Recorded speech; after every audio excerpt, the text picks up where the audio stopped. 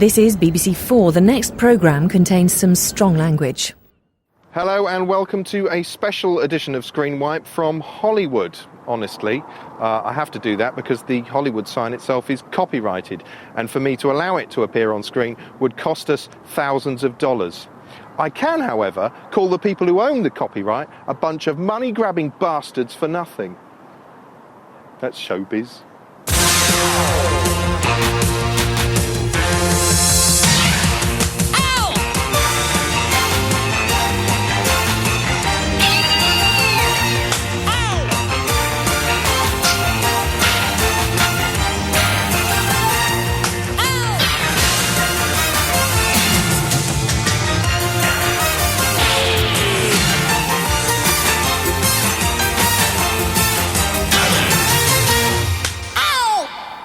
Not so long ago, if someone said the words American television to you, a million bad pictures immediately formed in your mind. Soft focus soaps starring shoulder pads instead of people, whooping inbreds tossing cars over swamps, sitcoms half as funny as breaking your jaw on a door frame, and shape-shifting festival of idiocy, Manimal.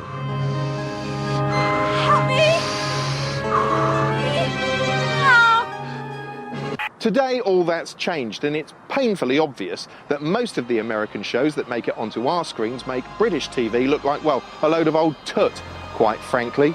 American TV has thrown off its shoddy reputation and is now widely regarded as some of the best and occasionally the worst TV in the world. So what can it teach us Brits, if anything? We'll get onto that in a minute, but first, because we're a British show doing a US special, let's kick things off with an absolutely pointless and needless, "Woo, look, we're in America, hoo-hoo-hoo," type montage, because apparently that's the law.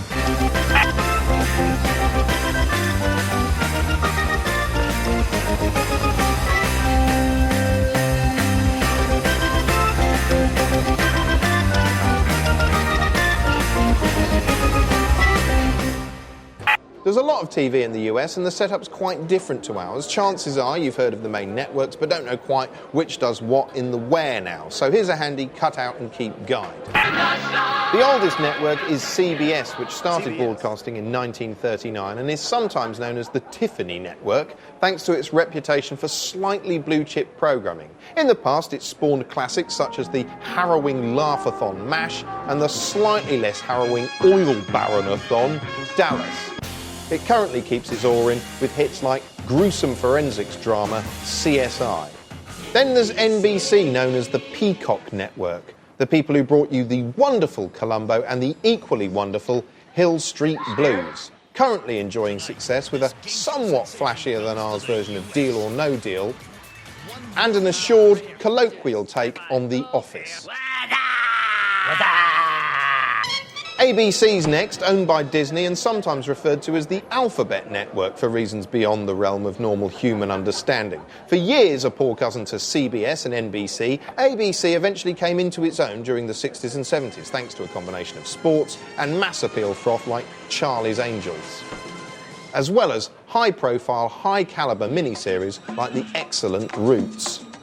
Often sparky and innovative, it's currently home to the sassy suburban fest, Desperate Housewives, and the downright unusual Lost. The final member of the Big Four is also the newest, Fox, founded in 1986 by Fox didn't really start kicking network ass until 1989 with the launch of the hilarious and satirical Simpsons. Today it's home to blockbusters like crypto-fascist masturbatory Fantasy 24, the upliftingly world-weary House, and the altogether shiny and happy American Idol. Shiny and new. These terrestrial networks operate under the unforgiving gaze of the Federal Communications Commission, or FCC, a shadowy government agency best known in recent years for taking a very dim view of anything that might possibly contravene their indecency regulations. In 1972, Home Box Office, or HBO, became the first premium cable network. Today, it's the home of some of the most admired television in the world, ranging from the brutal yet literate Sopranos to Larry David's foul-mouthed comedy of LA manners, Curb Your Enthusiasm. Fuckhead, shit-faced, cocksucker, asshole son of a bitch! Cable networks aren't subject to the FCC's decency guidelines, which is why Tony Soprano and Larry David are free to turn the airwaves as blue as they like. Scum-sucking motherfucking whore! Here's Lewis Black from The Daily Show, who's got some views on TV censorship all of his own. Ever since 9/11, there are two things that scare the hell out of the leaders of the United States. First, that there might be a terrorist attack. And second, that possibly a naked body might be exposed on a television screen. This all started back at the Super Bowl when Janet Jackson was performing. But before she came out to do her little dance, there was Justin Timberlake. So there he is doing his little dance with that little hat. And out comes Janet. And Justin sees her and he goes, I'm going to touch with my pee-pee. And he starts chasing her around. And she's going, no, no, no. And he's going, I'm going to touch with my pee-pee. No, no, no. I'm going to touch with my pee-pee. No, no, no. And then he finally touches her with his pee-pee and he grabs her. And he accidentally rips her dress. And for an instant, there's a flash of flesh on the screen. Just like that. Well, I woke up the next morning and my beloved country had completely lost its mind. I turned on the TV. Holy God! Did you see the Super Bowl yesterday? It was absolutely staggering. Janet Jackson's breast exposed to the entire nation. What will we do? Let's take a look. Let's take a look. They showed it over and over and over again. Every channel you went to, it was on the internet. The Goodyear blimp had shots of it. You could go anywhere to see it. And then the leaders came out and said, bring us the breast. We must see the breast. And they locked themselves up. And they examined that breast from every angle. They examined that breast for so long that I actually thought Osama bin Laden was hiding in it. And then they came out and said, we've seen the breast. What will it do to the children? Nothing. It'll do nothing to the children. I don't know if they remember what it was like to be a child, but let me tell you, when I was a kid, you know what I wanted to see? I wanted to see a titty. When the BBC ordered me to go out and make an American special, I raided the archives and dug up a couple of old copies of Jonathan King's Entertainment USA. You know what? It's not that bad. Just a few steps from the downtown business area. As well as highlighting the shiny side of Americana, he does a bit of social commentary too. Dilapidated buildings, crumbling shacks, broken and boarded up windows. Although in retrospect, some of the footage is a little unsettling. Isn't he sweet? Can you imagine the depressing feeling when for the first time the doors clanged shut in front of you? From Alcatraz prison in San Francisco, that's the end of Entertainment USA this week. We'll see you next week. Okay, you can open the doors now. You can open the doors now. They say tomato and we say tomato if we're taking the piss out of the way the royals speak. Yes, we like to think the Americans are just the same as us apart from their wonky vowels and extra confidence, which is why we've been trying to flog them our old junk for years. Marmite sandwiches! Marmite sandwich from England? The frenzied exporting kicked off in earnest 1,000 years ago when, still reeling from the excitement of Beatlemania, the Americans took David Frost under their wing. 60s Anglomania also convinced the Americans to give some of our programmes a spin, such as The Avengers, which had been running in Britain for years before being bought by ABC in 1966.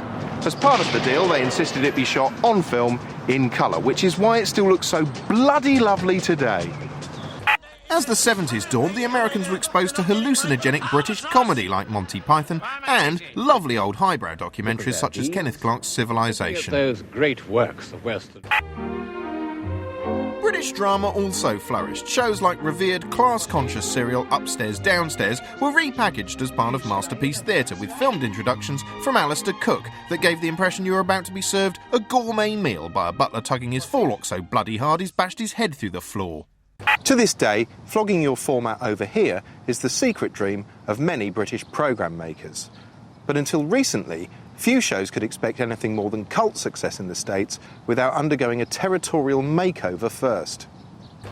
For instance, when the Americans wanted some blue-collar grit, they looked to the UK, where lo and behold there was a massively popular show called Till Death Us Do Part. A proper one, eh? You said he was born in Manchester, so well, he ain't a proper blackie then, is he? But there was no way on earth you could broadcast the original on American TV. They'd have mistaken it for a transmission from Mars. Instead, they remade it as All in the Family. Lovable racist Alf Garnett became lovable racist Archie Bunker. Mr. Davis, my daughter Gloria standing over there. Hello, Gloria. How are you? And her husband Mike. Hello, Mike. No!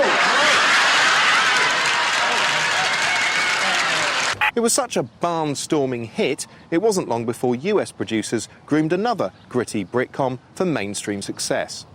You dirty old man! Scrotty old rag-and-bone duo Steptoe and Son transformed into Sanford and Son, the equally funny landmark black-led sitcom of the 70s. I never heard you say thank you. Okay? Thank you. Okay. Weirdly, the exchange never works in reverse. Take the Golden Girls, for instance. The original was a smash hit, wrinkly chucklefest beloved by millions. Nothing, I'm all right, I'm fine. But when we remade it as Brighton Bells, it turned out to be half as funny as accidentally reversing over your own children in a tractor with barbed wire wheels on Christmas Day.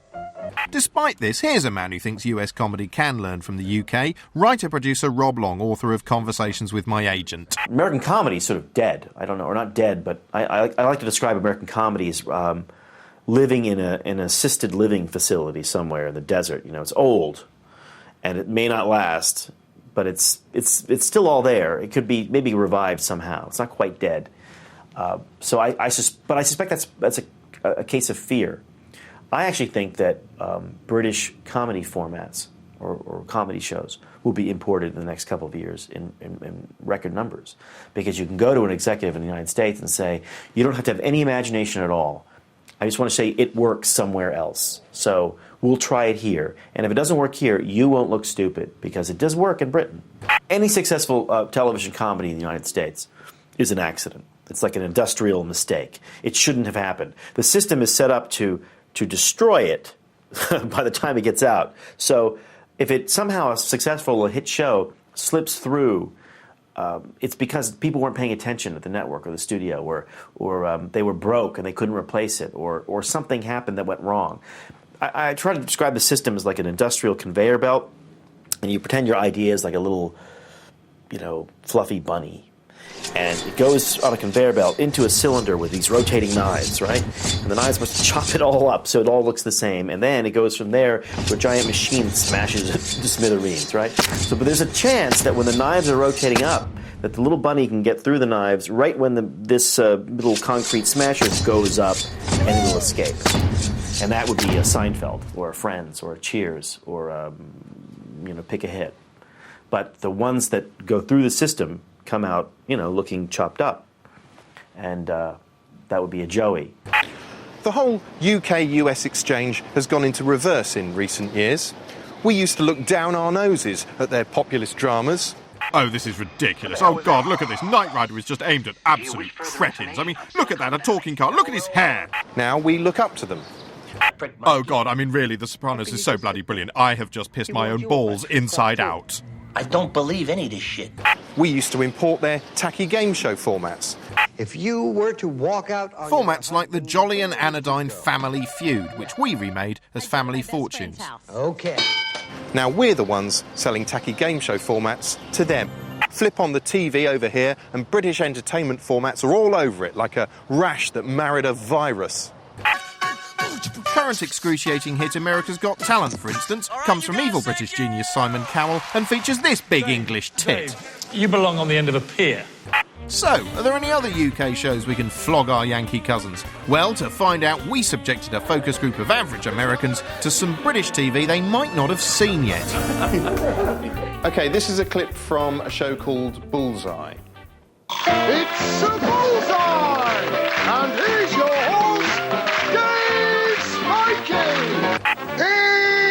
sit around all day and still lose weight with this computerised six-function Carl Lewis exercise bike.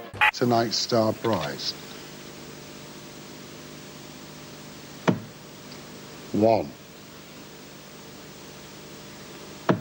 20. OK, so that was Bullseye. What did you make to that, anyone? Is the entire premise of the show based on darts? Yeah. It's pretty dart-ish, yeah. I mean, if it weren't for the host, the show would be like watching paint dry. all the prizes still not that great? That edition aired a few weeks ago. It's very fun because darts are something that the family unit can participate in, and there's not a lot of things. You don't see that many families. Tends to just be big guys with arms like hams. But the prizes, like that boat, were shockingly wonderful. I mean, for just throwing darts. I mean, I wish I could be a contestant on that show. Okay, what you're going to see now is a very, very popular daytime quiz show. Goes out every day. It's called Countdown. Consonant, please. Thank you, Jack. C. And another one, please. Right, here we go, chaps.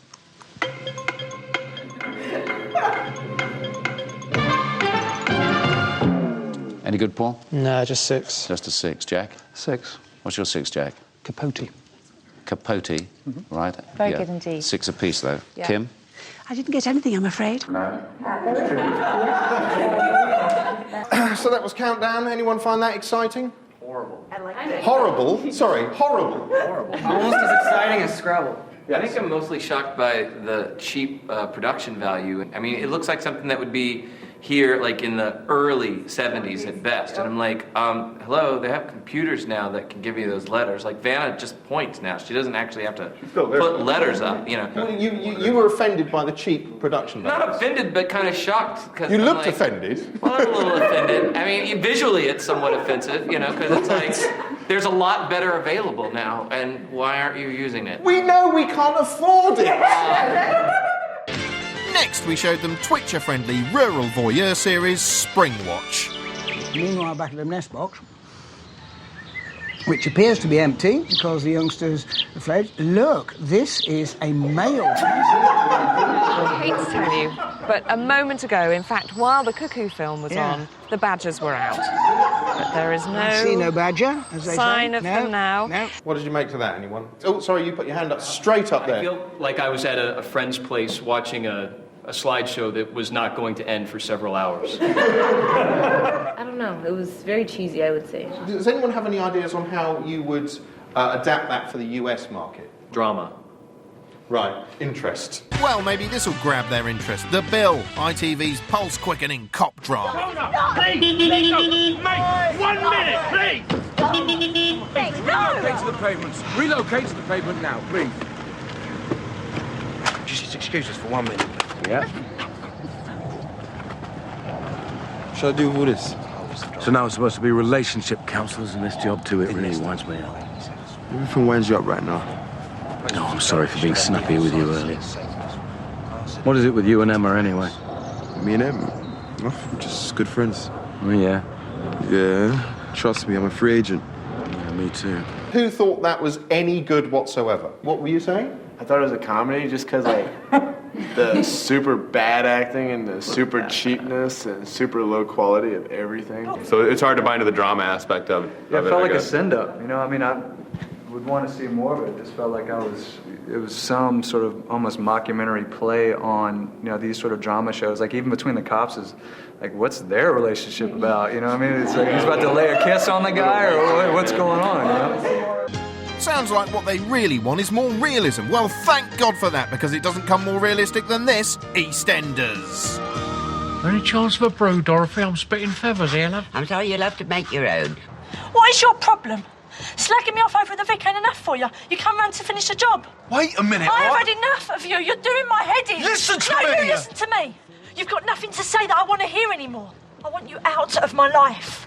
You're dead to me. Regular soap action? Yep.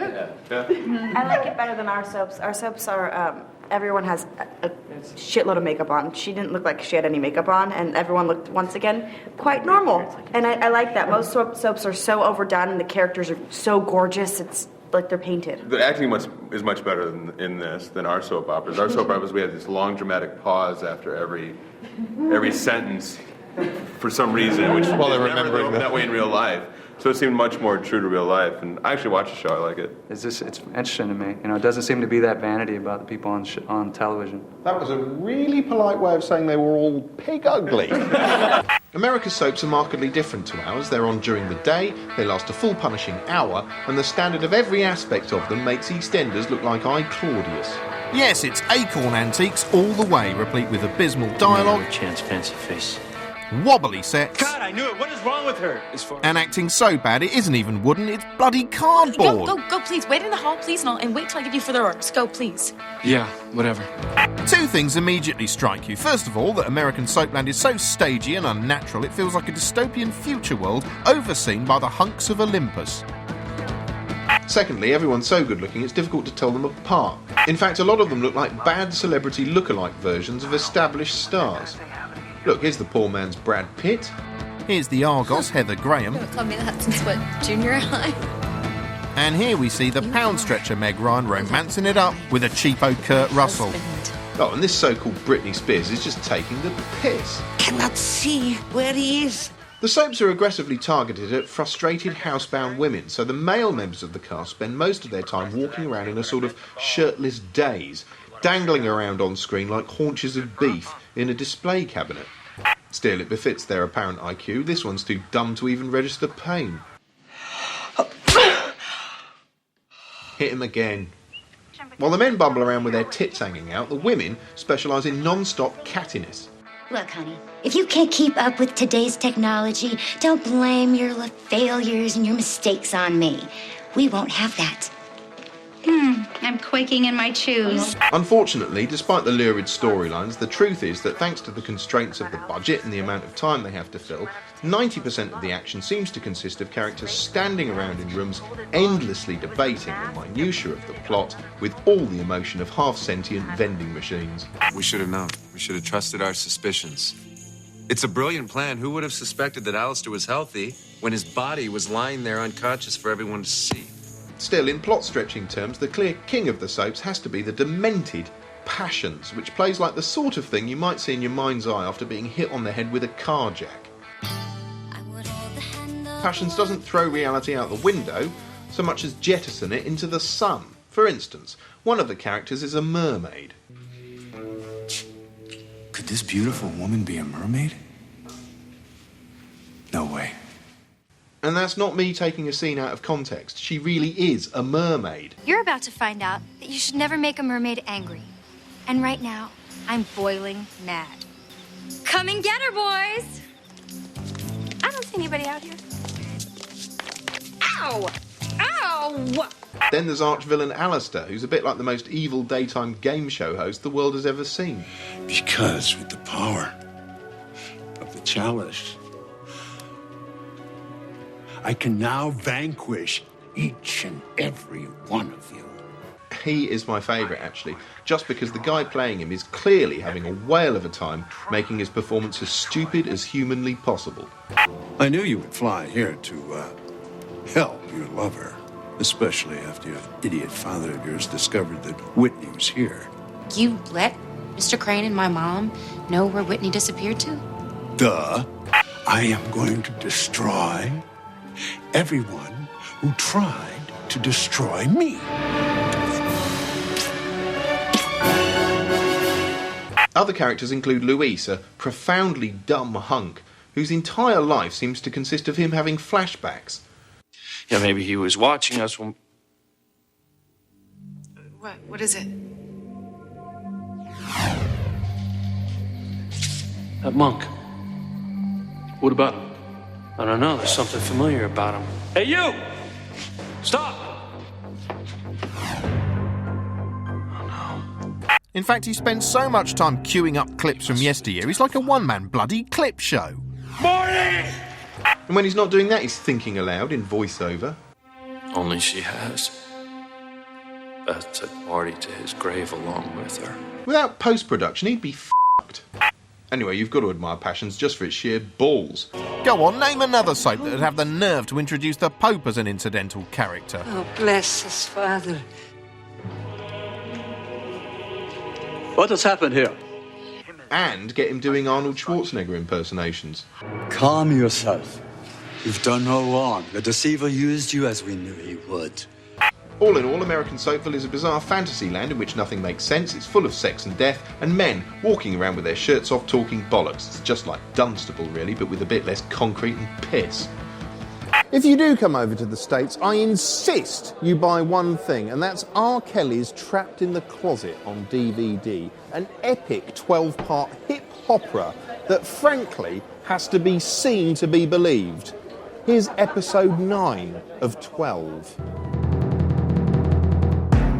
He looks around the kitchen and says something is really weird. And she says, why do you say that? He says, 'cause you keep trying to get me out of here. He said, ever since I've been in this house, your face has went from white to red. And remember when I first walked through the door, you act like you had seen a ghost from the dead. Then he says, girl, if you're hiding something, I'm gonna be so mad.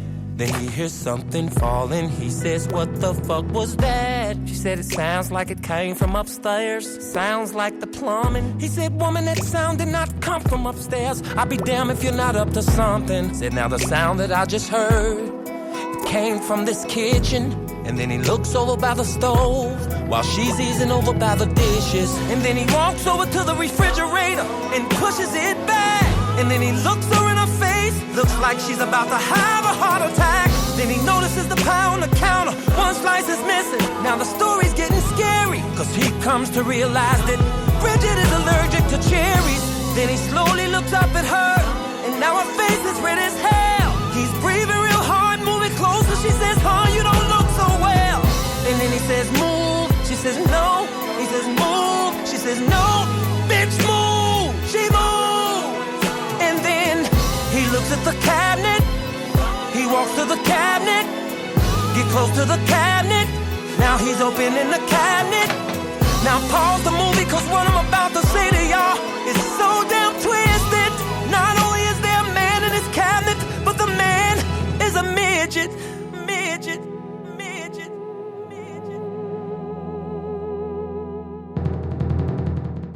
You know what? I think there's actually just too much television in America. Here's Lewis Black. I think, and there's a moneymaker here, that you could put on a network and all that would appear on that network is a bowl of shit. And it'd have to be steaming. Can't just be lying there. It needs to be steaming. Why? Because motion catches the eye. You'd never see a human being. All you'd see is a bowl of shit. And it plays some of that new age music so it's relaxing. And they'd watch it for a second and go, holy shit, that doesn't make sense, and they'd go away. But I guarantee you, it would haunt them.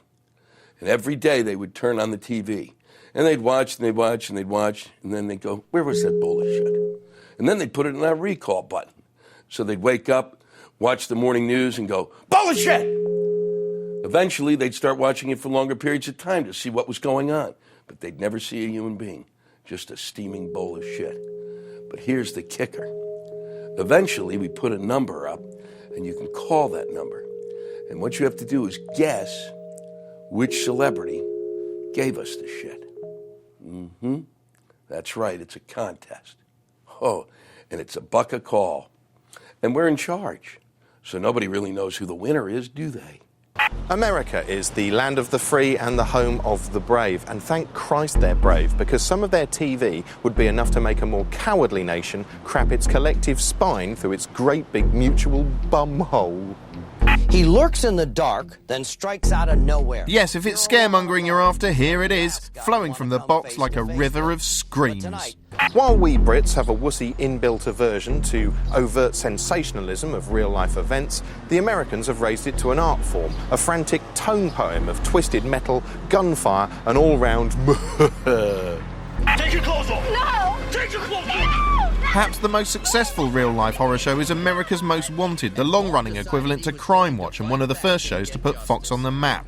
To station execs, these shows are a gift. They cost around 1/10 as much as the average primetime show, and the gaudy content ensures the audience can't bear to look away, probably in case one of these guys is standing behind them. The police see every side of human nature. The crown prince of reality crime shows has to be this man, Sheriff John Burnell, host of World's Wildest Police Chases and the source of the most feverishly lurid vocal style in history. This is your first-class ticket to high-speed action, and you're in the driver's seat. He's running on the rim only at this time. Cable station Court TV plays host to most of this high-octane shit. Shows like Hot Pursuit, which look like a live-action version of Grand Theft Auto. He's got into that van. It looks like he's carjacking another vehicle here. And sound like they're scripted by Dr. f***ing Zeus. The baddie in the caddy led the officers on a wild chase, but paid the price, getting maced in the face. Still, gut-wrenching though they may be, since 9/11 all these shootouts and car chases feel like quaint slapstick compared to the dread spectre of terrorism. Perhaps the most startling example is the Showtime miniseries Sleeper Cellar, jarring, torn from today's headlines tale of terrorists at large, which played like a cross between an intelligent Robert Fisk article and a very bad episode of The A-Team. But it's not just drama that's frightening. US advertisers are unashamedly eager to set you shivering so much you shake all the coins out of your own pockets. Bill is a formidable man, but he was no match for something smaller than a bead of sweat. It KO'd him so fast he didn't even see it coming. It was a clot. Ask your doctor about Plavix today, because no matter how formidable you are, you're no match for a dangerous clot. And if that's not enough, the breakneck list of potential side effects should have you reaching for the heart pills in no time. People taking MAOIs or thyroidazine or who have uncontrolled glaucoma should not take Cymbalta. Tell your doctor if your depression worsens or you have thoughts of suicide. With all this panic juice sloshing around the screens, you'd expect the Americans to be permanently jumpy and neurotic. But weirdly, the exact opposite seems to be true. Yes, it's a cliche, but it's true. One of the first things you notice about Americans is how laid back and friendly they are. All right, you big American fucker. Here I am. Check this lot out, for example. Yes, even on doomy, jackbooted Fox News, the presenters chum it up like nobody's business. Just a little bit, Tiki. Come on, please. And that's when the terror alert's elevated. When it's neutral, they sit around in their pants playing Kaplunk. When our newsreaders try to relax, they just look awkward, like they've accidentally shat themselves and don't want to let on. So how do they do it? Leaping from unbridled fear 1 minute to unbuttoned how's-it-hangingness the next. How do the Americans retain their sanity? I don't f***ing know. Go and ask a sociologist. Go on, go and phone one up. British TV may be drowning in F-words and innuendo, but surely that's preferable to the shameless ghoulishness of much of American television. Take this delightful slice of primetime fare, NBC's To Catch a Predator. They drive up to our door, then they're dragged into court. Can online predators be taken off the streets? Tonight, in To Catch a Predator. Yes, it's a hidden camera investigation with delicious overtones of entrapment, in which a bunch of crusaders from an outfit with the apparently unironic title Perverted Justice pose as underage teens in internet chat rooms. They make contact with sweaty palmed men. Cannot believe that I'm actually thinking about blanking your blank. Then they reel them into a house filled with cameras and the news media's answer to Jeremy Beadle. But instead of being greeted by a child, he meets me. Did you have a hard time finding the place? Not at all. How are you today? Good, how are you? I'm doing good. What can I do for you?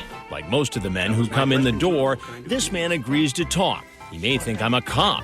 At first, I don't tell him who I am. Most of the fun, and okay, it's a news programme, but come on, it's definitely entertainment. Most of the fun comes from watching the men's bewildered expressions the moment Captain Righteous steps into the room. That's nothing compared with what happens when he starts reading the transcripts of their web conversations out loud and the feeble excuses start flying. You ask her if she's horny. What's wrong with that? You ask if she does anal. It's a question. I was actually just going to stop by here to let her know that I wasn't going to be here because I have to go meet with other people. Wait a minute. You came by here to tell her that you weren't going to come here. Thing is, there's a definite air of leering curiosity going on here. The host's like a morally outraged Victorian gentleman who's a bit too interested in uncovering the precise level of depravity involved. Have you ever asked somebody to blank you off? You talk about... Oh, I won't deny that there was You talk about penis size here. I mean, those are normal chat things on... It's normal chat things with a 14-year-old boy. Ask him if he's horny. And then say, I wish you were not so far away. What conclusion can I draw from this? Yeah, what conclusion? And despite the subject matter, I have little doubt that the whole thing's being surreptitiously played for laughs. In fact, you half expect to see them popping up in a little inset box in the corner, laughing about it all with the host in the studio afterwards. I got finished getting changed, okay? Huh? Actually, he is quite funny because he looks like a little Fonz. It takes him a second to get on the stool because he's under 5 feet tall. You say, then I'm big. She says, really? Yeah, how? Then you give the dimension of your penis. Oh, did I really say that? Sometimes they might as well whack on a laugh track and some comedy sound effects and have done with it. Did you bring anything with you tonight? Such as? Condoms. Yes, I did. How were you going to use the condoms in the I wasn't going to use them at all. You got them in your pocket. Well, yeah, I do. You going to do balloon tricks with them? Or? No. I want to be on the news, dog. Well, it's a little late for that, dog. Now, if there's anything else you want to tell me. He quickly comes up with a disguise. Sometimes just watching them turn up isn't funny enough, so the programme really f***s with them, encouraging this guy to strip off before entering their house in a sick version of Trigger Happy. You want to explain yourself?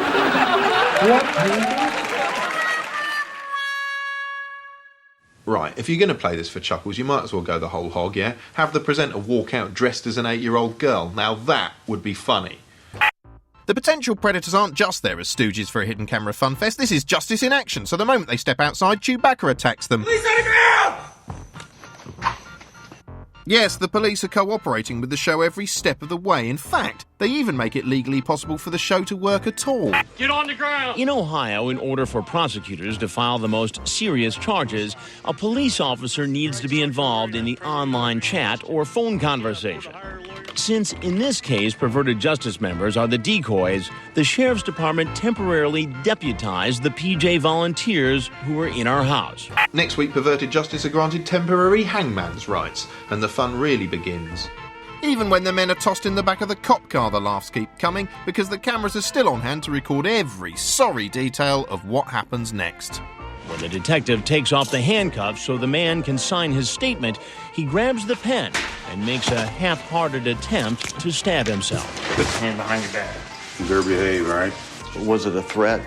It's hard to imagine a show like this being broadcast in the UK at all. OK, an extreme edition of Tonight with Trevor McDonald might get close, but not really. But the truly shocking thing about To Catch a Predator is this. That went out at 8 p.m. on a Sunday evening. It seems hardcore crime shows like To Catch a Predator or the violently disturbing Cops are par for the course in America. So what will the focus group make of our approach to real-life crime in shows like the ludicrously mundane Rail Cops? Excuse me. The conductor guy just asked me to have you removed from the train, right? What you've just done, you've just been prizing the doors open, right, and that could cause damage to the train. Now want you off it. And I could now, if I really, really wanted to, have you removed from this station. Platform 8. It's down at platform 8 and it's a train to Liverpool. The fan leaves with a reprimand and has to catch a later train. You watch Cops because they show stuff that you wouldn't normally see on the Metro. That's the kind of stuff you'd see on a daily basis riding the Metro. So it's a bit mundane. How would that differ from the portrayal of the police you'd see on TV over Our here? cops are hardcore. They wrestle people to the ground. There's shootings and crazy people running on LSD and stuff. So that was really boring as far as a cop show, like a reality cop show. Ours are much more excited. I have actually got another bit of real cop action, but it's possibly even more mundane than that. Is that an assault? Did she wipe a kebab stained hand on you? You know, she caught me with a nail then. In the car as we were driving past. I think it was a case of grabbing in a messing about way. That was just a little bit more action. That's about as active as they get. Okay, yeah, sorry. This was more like being punked to me. Like, is that real? They're still doing that for the camera. I don't think he would be that calm on a regular day. Well, he was... Should be assault. In LA. Sorry, They'd shoot you if you grabbed a cop in the face like that. Stiff upper lip. The police weren't even that excited.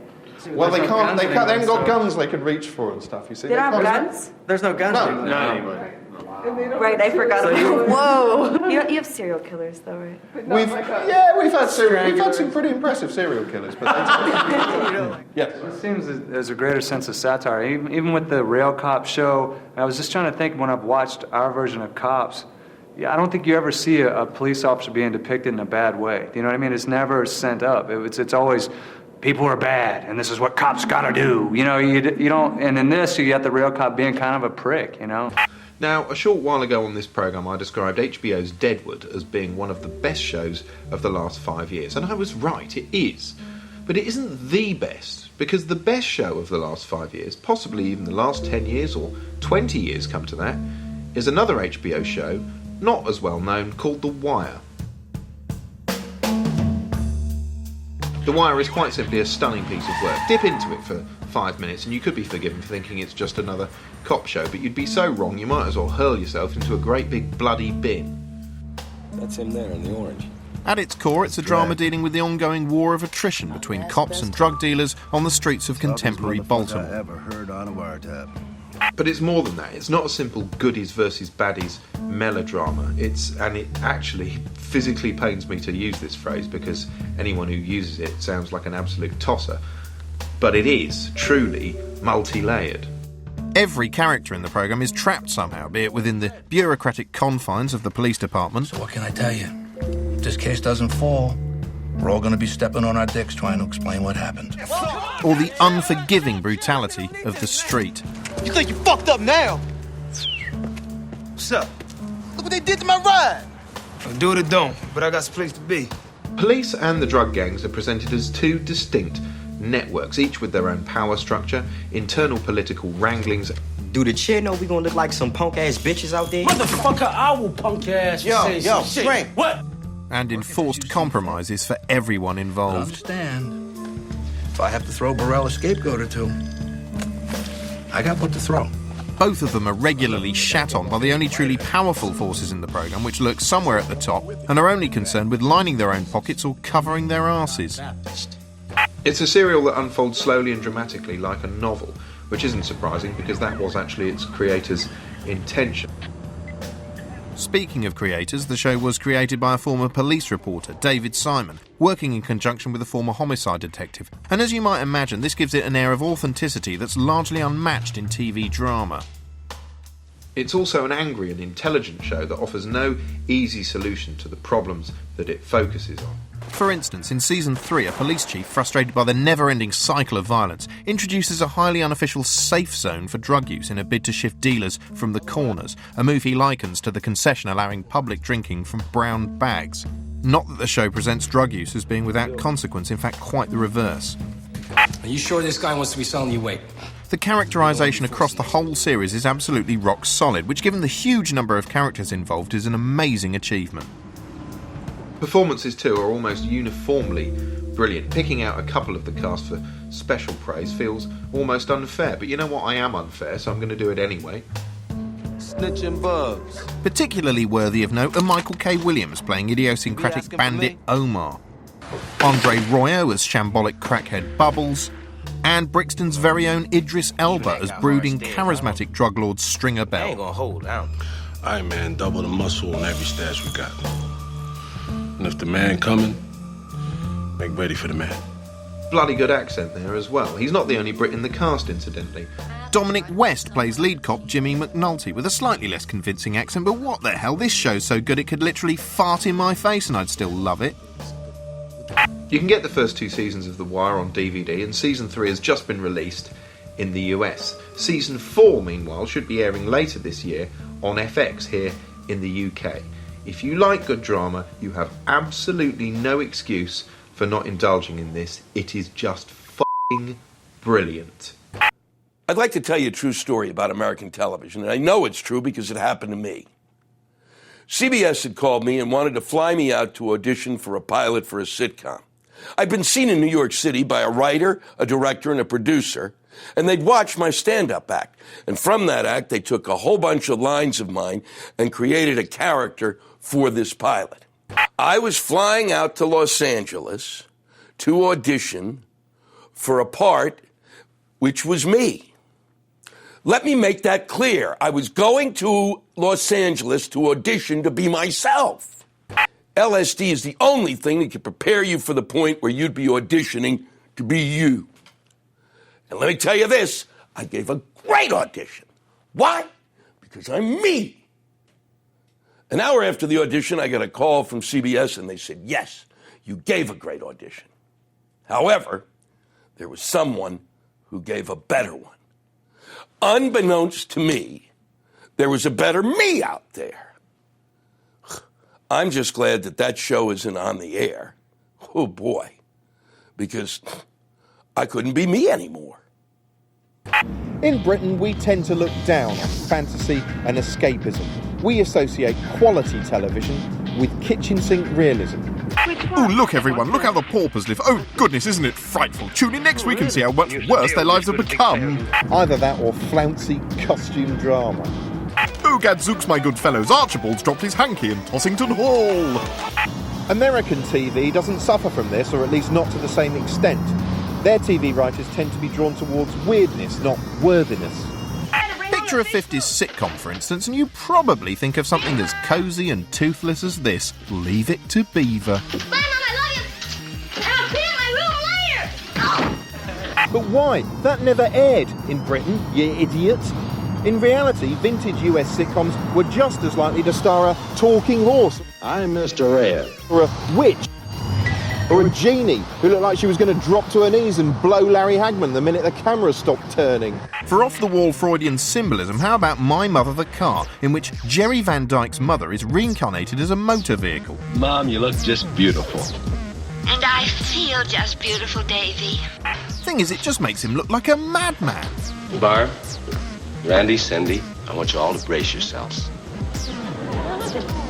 This car right here did talk to me and plead and beg me to take her home. Now I say her because this car is my mother. Look, he's literally inside his mum. And now he's coming out, now he's going back in. Oh God, I don't even want to think about what he's doing here.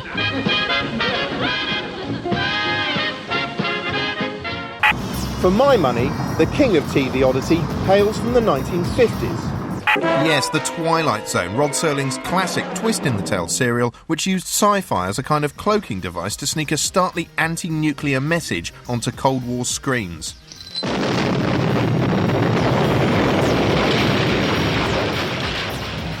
Henry Bemis, now just a part of a smashed landscape. Just a piece of the rubble. Just a fragment of what man has deeded to himself.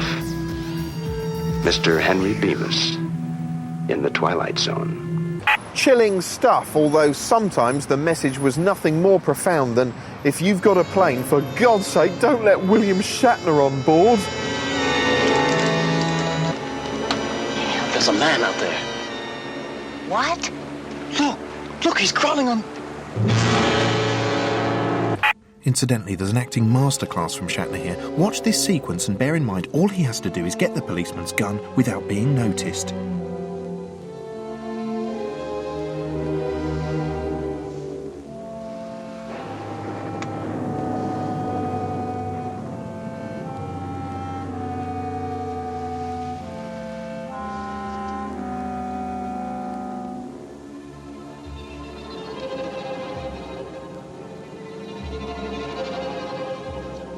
Brilliant.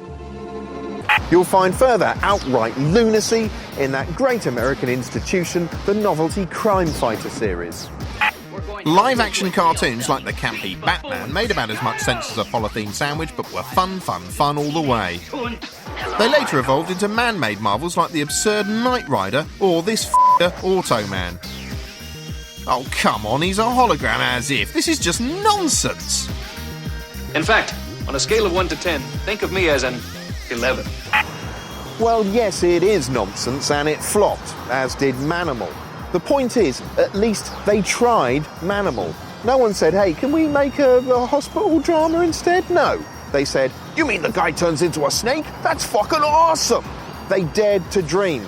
And perhaps, if we embrace some of that wide-eyed escapism, we'd have fewer Holby cities ourselves and more things that were actually worth watching or exporting. It's just a thought. Well, there you go. That's the end of the American edition of Screen Wipe. We'll be back next week with an exclusive 3-hour look at Belgian television. Be there.